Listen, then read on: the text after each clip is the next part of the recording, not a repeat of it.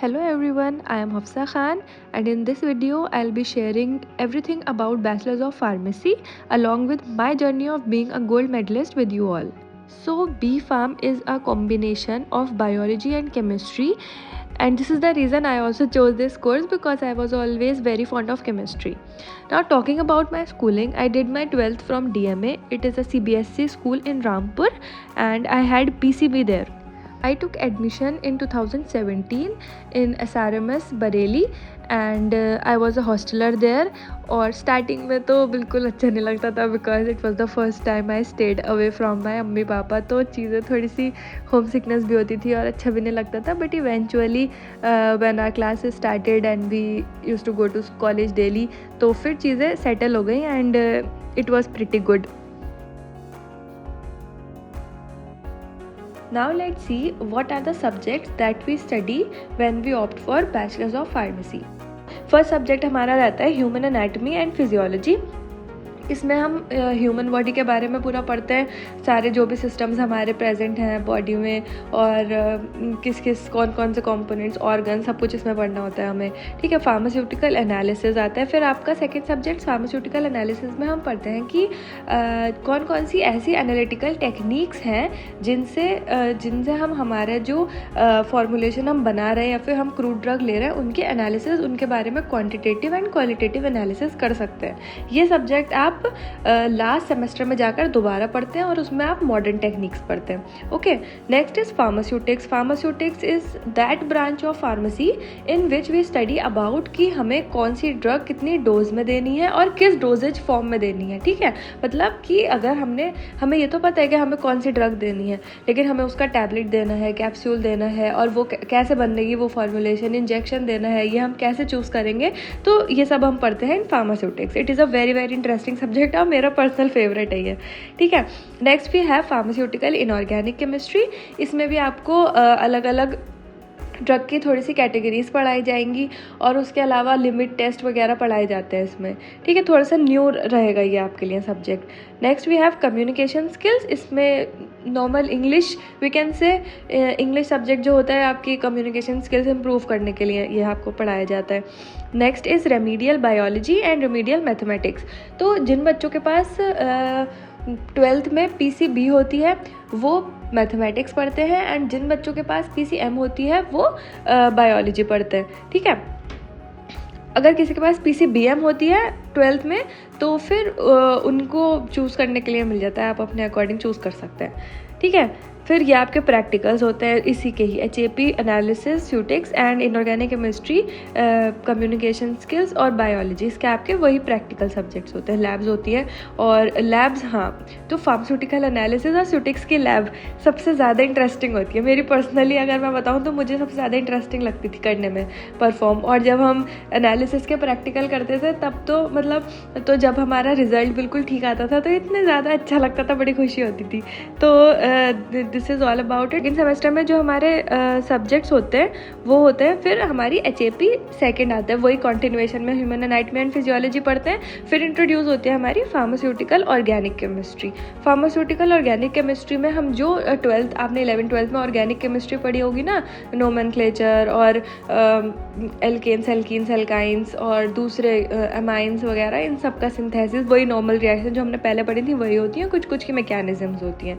ठीक है. फिर आता है हमारा बायोकेमिस्ट्री. बायोकेमिस्ट्री में हम पढ़ते हैं जो हमारे पाथवेज होते हैं या फिर जो भी आपकी बायोमॉलिक्यूल्स के बारे में हम पढ़ते हैं उसमें, और जो हमारी बॉडी में साइकिल्स चल रही हैं, मेटाबॉलिक पाथवेज जो चल रहे हैं उनके बारे में हम बायोकेमिस्ट्री में पढ़ते हैं. ये सब्जेक्ट आपको थोड़ा सा टिपिकल लगेगा क्योंकि इसमें हमें बहुत लंबे लंबे पाथवेज लर्न करने पड़ते हैं, तो इसमें आपको स्टार्टिंग से मेहनत करके और उन पाथवेज को अच्छे से पढ़ना है. ठीक है. So next we have the pathophysiology. Pathophysiology में हम पढ़ते हैं कि कौन कौन सी डिसीजेज़ होती हैं यूजुअली, कि कौन कौन सी डिसीज़ हैं जिनसे हमें डील करना है और वो डिसीज़ हो कैसे रही हैं, ये आपको पैथोफिजियोलॉजी में पढ़ना होता है. ठीक है. फिर आता है हमारा कंप्यूटर्स एप्लीकेशन. इसमें आपको बेसिक कंप्यूटर साइंस पढ़ाते हैं. फिर आता है हमारा EVS, ये आपका एक्स्ट्रा एडिशनल सब्जेक्ट है, तो इसमें हम बहुत ईजी जो हम सबको पहले से पता होता है वो टॉपिक्स पढ़ते हैं. ठीक है. फिर इन्हीं के ही हमारे आ जाते हैं लैब्स. फर्दर जो हमारा नेक्स्ट हमारा सेमेस्टर होता है थर्ड, उसमें फर्स्ट सब्जेक्ट आता है हमारा फार्मास्यूटिकल ऑर्गेनिक केमिस्ट्री 2। तो जो हमने जो ऑर्गेनिक केमिस्ट्री पढ़ी होती है उसकी कंटिन्यूएशन में we have pharmaceutical organic chemistry 2। अगर जिन बच्चों को केमिस्ट्री पसंद है उन्हें तो ये बहुत, मतलब मेरा पर्सनली मुझे बहुत पसंद था organic chemistry, pharmaceutical organic chemistry. और लेकिन जिनके थोड़े से बेसिक कॉन्सेप्ट क्लियर नहीं है केमिस्ट्री के, उन्हें थोड़ी दिक्कत हो सकती है। तो जब हम ये सब्जेक्ट स्टार्ट करें तो आप लोग कोशिश करेंगे हमारी जो बेसिक्स हैं, बेसिक नोमेनक्लेचर के रूल्स और मैकेनिज़्म बेसिक वाली बिल्कुल, और रेजोनेंस वगैरह, ये सारी चीज़ें आपके क्लियर हों। Okay, next we have the physical pharmaceutics. ये भी आपका फार्मास्यूटिक्स का ही सब्जेक्ट है, तो इसके हम इसके जो मेन कॉन्सेप्ट्स हैं इसमें वो पढ़ाते हैं। फिर we have microbiology, pharmaceutical microbiology. इसमें हम माइक्रोबायोलॉजी पढ़ते हैं एज द नेम सजेस्ट। तो जो भी हमारी स्टेरिलाइजेशन के बारे में या फिर जो इंस्ट्रूमेंट्स हम उसमें यूज़ करते हैं एक्सेट्रा, ये सारी चीज़ें माइक्रोबायोलॉजी में पढ़ाते हैं। ये भी इंटरेस्टिंग, काफ़ी थ्योरेटिकल वास्ट सब्जेक्ट है। फिर भी है फार्मास्यूटिकल इंजीनियरिंग। ये भी मुझे बहुत अच्छा लगता था सब्जेक्ट। इसमें हम क्या पढ़ते हैं कि जो भी हम इक्विपमेंट्स यूज़ कर रहे हैं, फॉर एग्जांपल अगर हम साइज रिडक्शन करना है किसी पाउडर का, तो उसको साइज रिडक्शन करने के लिए हम कौन कौन से इक्विपमेंट्स यूज़ कर रहे हैं, या फिर हमने सारे पाउडर्स मिला लिया, अब हमें उसकी मिक्सिंग करनी है, तो मिक्सिंग के लिए हम कौन कौन सी इक्विपमेंट्स यूज़ कर रहे हैं, तो हम उसको बिल्कुल अच्छे से उसका इंस्ट्रूमेंटेशन, वर्किंग, ये सारी चीज़ें पढ़ते हैं। फिर इन्हीं सारे सब्जेक्ट्स के प्रैक्टिकल्स आ जाते हैं अगेन, ठीक है। फिर मतलब यही हमने जो अभी सब्जेक्ट देखे, ऑर्गेनिक सूटिक्स, फिजिकल फार्मास्यूटिक, माइक्रोबायोलॉजी, इंजीनियरिंग, इस सब के आपके आ जाते हैं प्रैक्टिकल सब्जेक्ट्स। प्रैक्टिकल, ये तो प्रैक्टिकल्स काफ़ी इंटरेस्टिंग होते हैं जब हम लैब में परफॉर्म करते हैं। ये भी जितने भी प्रैक्टिकल सब्जेक्ट्स हैं वो सारे बहुत इंटरेस्टिंग होते हैं, अगर हम अच्छे से दिल से करेंगे वहाँ पर अच्छे से टाइम देकर, तो बहुत इंटरेस्टिंग रहता है वो करने में। नाउ थर्ड सेमेस्टर में है हमारा, फोर्थ सेमेस्टर में है हमारे फार्मास्यूटिकल ऑर्गेनिक केमिस्ट्री थर्ड। वही हमारी ऑर्गेनिक केमिस्ट्री, मैंने आपको पहले बताया कि जो केमिस्ट्री बेस्ड है हमारा कोर्स, तो फिर उसी को ही हम कंटिन्यूएशन में फिर से पढ़ते हैं। फिर आती है आपकी medicinal chemistry. This medicinal chemistry is I think one of the most difficult subject जो हम पढ़ते हैं, क्योंकि ये देखिए मेडिसिनल केमिस्ट्री और फार्माकोलॉजी, इसका जो आपका सिलेबस होता है बिल्कुल सेम होता है लगभग। अगर आप एक सब्जेक्ट पढ़ लेंगे तो आपको दूसरे में बहुत आधी मेहनत करनी पड़ेगी, ठीक है, क्योंकि लगभग सारी चीज़ें सेम होती है। इसमें हमने पढ़ लिया कि कौन सी डिसीज़ के लिए कौन सी कैटेगरीज में कौन सी ड्रग्स हम यूज़ करते हैं, वही सेम चीज़ें आपको दोनों में पढ़नी होती है। बट मेडिसिनल केमिस्ट्री में हमें उसके स्ट्रक्चर्स अच्छे से लर्न करने होते हैं, पूरे बड़े बड़े स्ट्रक्चर्स होते हैं, वो देख के आप थोड़ा सा डर भी सकते हैं, बट डरने की बात नहीं होती, जब हम प्रैक्टिस करते हैं अच्छे से तो वो हो जाता है, ठीक है। फिर आता है हमारा, रिलेशनशिप भी पढ़ना पड़ता है ड्रग्स का, तो जो हमारे सिलेबस में होता है, और उसके मैकेनिज्म, तो वो बहुत इंटरेस्टिंग लगता है पढ़ने में। अगर हमें दिमाग में समझ में आ जाए तो आप कोशिश करना कि उसको अच्छे से समझ के पढ़ें, और कोई भी रटने की इसमें कोशिश मत करना, ठीक है। फिर है हमारा physical pharmaceutics 2, ecology, as I have already told. हाँ, फार्माकोग्नोसी एंड फाइटोकेमिस्ट्री, ये जो सब्जेक्ट था ये मुझे अच्छा नहीं लगता था बिल्कुल भी, क्योंकि इसमें बहुत ज़्यादा रेक्टिफिकेशन रहता है। इसमें हम पढ़ते हैं कि कौन से मेडिसिनल प्लांट्स हैं जो हम यूज़ करते हैं सिंथेसिस के लिए, और वो हमें मिलते कहाँ से हैं, उनके अजीब अजीब नाम होते हैं बड़े बड़े, तो वो सब कुछ लर्न करना पड़ता है। ये थोड़ा सा डिफिकल्ट रहता है। जिन बच्चों को लर्न करने में आसानी होती है, रेक्टिफिकेशन है, उनको ये ठीक लगेगा। नेक्स्ट वी हैव इन्हीं सबके प्रैक्टिकल आ जाते हैं फिर फोर्थ सेमेस्टर में। फिफ्थ सेमेस्टर में फिर हमारी मेडिसिनल केमिस्ट्री कंटिन्यू होती है। Next we have industrial pharmacy, ये आपका जैसे आपने फार्मास्यूटिक्स पढ़ा था उसी का ही वी कैन से कंटिन्यूएशन में एक सब्जेक्ट है, ठीक है। फिर we have pharmacology 2 and pharmacognosy and phytochemistry 2। ये जो आपके सब्जेक्ट है ना, pharmaceutics, pharmacology, pharmacognosy and medicinal chemistry, ये आपके 4 मेन फील्ड्स हैं फार्मेसी के। इसी में ही आगे जाकर मोस्टली सब लोग मास्टर्स अपना चूज़ करते हैं। उसके अलावा भी होती हैं बहुत सारी लाइंस जिसमें हम मास्टर्स कर सकते हैं, अगर आप इफ़ यू विल वांट कि मैं उस पर भी वीडियो बना सकती हूँ, ठीक है। तो नेक्स्ट भी है फार्मास्यूटिकल जूरिस्प्रूडेंस। हम सारे लॉज एंड एथिक्स पढ़ते हैं जो हमें फॉलो करना है being a pharmacist, okay. Now फिर इसमें industrial pharmacy, pharmacology and pharmacognosy के प्रैक्टिकल आ जाते हैं। Next we have six semester में मेडिसिनल केमिस्ट्री थर्ड आ जाती है आपकी, एंड कोलॉजी थर्ड। ये केमिस्ट्री और कोलॉजी ये आपके साथ साथ ही चलेगा और सेम सिलेबस होगा, बस आपको एक सब्जेक्ट में थोड़ा एक्स्ट्रा पढ़ना होता है, स्ट्रक्चर्स वगैरह लर्न करने होते हैं, ठीक है। फिर है हमारी herbal drug technology. Herbal drug technology जो आपका सब्जेक्ट है, इसमें आपको फार्माकोग्नोसी में वी कैन से फार्माकोग्नोसी का ही एक दूसरा पार्ट है, ठीक है। वही जो उसमें पढ़ते हैं यही वही इसी में पढ़ना होता है हमें। फिर उसके बाद we have the bio pharmaceutics and pharmacokinetics. ये भी आपका एक it is a subject of pharmaceutics only. इसमें हम हमारे बॉडी में जो ड्रग का इफेक्ट हो रहा है और हमारी बॉडी उस पर कैसे रिस्पॉन्स कर रही है, ये हमें सारा इसमें पढ़ना होता है, ठीक है। Next we have the pharmaceutical biotechnology. तो फार्मास्यूटिकल बायोटेक्नोलॉजी में जो आपने 12th में शायद लास्ट चैप्टर, 12th में तो लास्ट में एक चैप्टर है बायोटेक्नोलॉजी, उसका ही वी कैन से एक वास्ट वर्जन है ये वाला पूरा एक सब्जेक्ट, ठीक है। उसको थोड़ा बहुत ज़्यादा डिटेल में हम पढ़ते हैं, और ये भी मुझे बहुत इंटरेस्टिंग लगता था पर्सनली, अगर मैं बताऊँ। फिर रहता है हमारा क्वालिटी एश्योरेंस। तो क्वालिटी एश्योरेंस एक अलग, पहले तो स्टार्टिंग में आप टॉपिक ही पढ़ लेंगे, ठीक है, फिर उसके बाद ये आपका इस सेमेस्टर में पूरा एक सब्जेक्ट आ जाता है। पहले आप सिटिक्स में इसको एज अ टॉपिक पढ़ेंगे, फिर ये क्वालिटी एश्योरेंस एक सब्जेक्ट है। ये एक फील्ड है पूरी जिसमें हम एम.फार्म कर सकते हैं और बहुत ज़्यादा जॉब का स्कोप है इसमें भी। ये भी थ्योरेटिकल सब्जेक्ट रहता है आपका पूरा।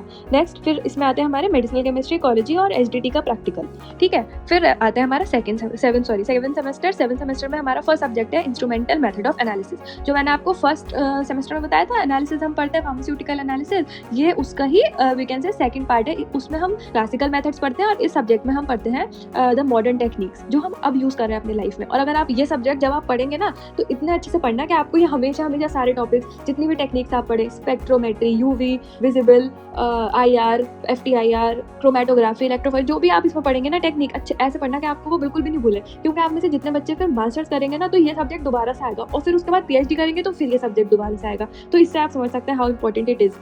Next we have industrial pharmacy 2, उसी के कंटिन्यूएशन में, एंड फार्मेसी प्रैक्टिस में आपको जो फार्मेसी प्रैक्टिस मतलब कि जो मेडिकल स्टोर रन करना है या फिर हॉस्पिटल फार्मेसी, कम्युनिटी फार्मेसी, इसके बारे में आपको पूरा डिटेल में उसकी पूरी गाइडलाइंस पढ़ाई जाती हैं। Next we have novel drug delivery system. इसमें आपके आते हैं कि कौन कौन से डिलीवरी सिस्टम हमें ड्रग डिलीवरी सिस्टम कैसे कैसे हम ड्रग को डिलीवर कर सकते हैं इन ह्यूमन बॉडीज, ठीक है, via topical route, oral route, parental route. तो इनके सब नोवेल न्यू टेक्निक्स जो है, न्यू डिलीवरी सिस्टम जो है, उनके बारे में we study in this subject. Next we have the instrumental methods of analysis. Instrumental methods of analysis is also another subject जिसमें इसका प्रैक्टिकल भी बहुत इंपॉर्टेंट है, ठीक है। तो थ्योरी तो मैंने आपको बताई दिया कितनी इंपॉर्टेंट है, लेकिन प्रैक्टिकल भी। अब हर कॉलेज में हर टेक्निक भी अवेलेबल नहीं होती है, ठीक है, but I was fortunate enough कि हमने काफ़ी सारी टेक्निक्स परफॉर्म करी, प्रैक्टिकल्स परफॉर्म करा, और जब हम कोई चीज़ अपने हाथ से परफॉर्म करते हैं तो फिर हमें वो और अच्छे से समझ में आती है और हमेशा दिमाग में हमारी याद रहती है वो, ठीक है। तो इसके प्रैक्टिकल होता है। फिर आता है हमारा प्रैक्टिस स्कूल।